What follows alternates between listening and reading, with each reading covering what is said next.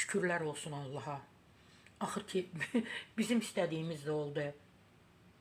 Belə çağırışlar edənlər 500 manat ödəməli olacaq. 500 manat yox.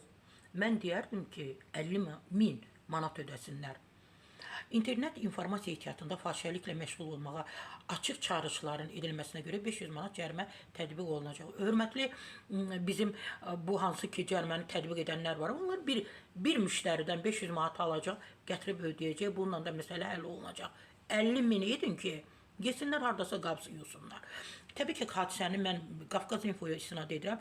Xəbər verir ki, bu məsələ Milli Məclisin bugün keçirilən plenar iclasında müzakirəyə çıxarılan inzibati xətalar məcəlləsində dəyişiklik edilməsi barədə qanun layihəsində öz əksini tapıb. Layihə əsasında internet informasiya ehtiyatından və ya informasiya telekommunikasiya şəbəkəsində istifadə etməklə, fahişəliklə məşğul olmağa açıq çağırışların edilməsinə və kütləvi nümayiş etdirməklə, fahişəliklə məşğul olmaqla bağlı sövdələşməyə görə 500 manat məbləğində cərimə ediləcək.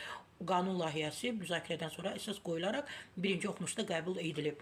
Təşəkkür edirik sizə ki, bunu gündəliyə qoymusunuz və özlərini soyunub, arxalarını göstərən, özlərini göstərən kişilər də özlərinə qadın adlı səhifələr qoyub. Nə bilim, xala, nənə, gömbul, məmiş, təbiş, qəmiş adları qoyanlar da var. Onlara da mütləq tətbiq olunmalıdır. 500 manat azdır.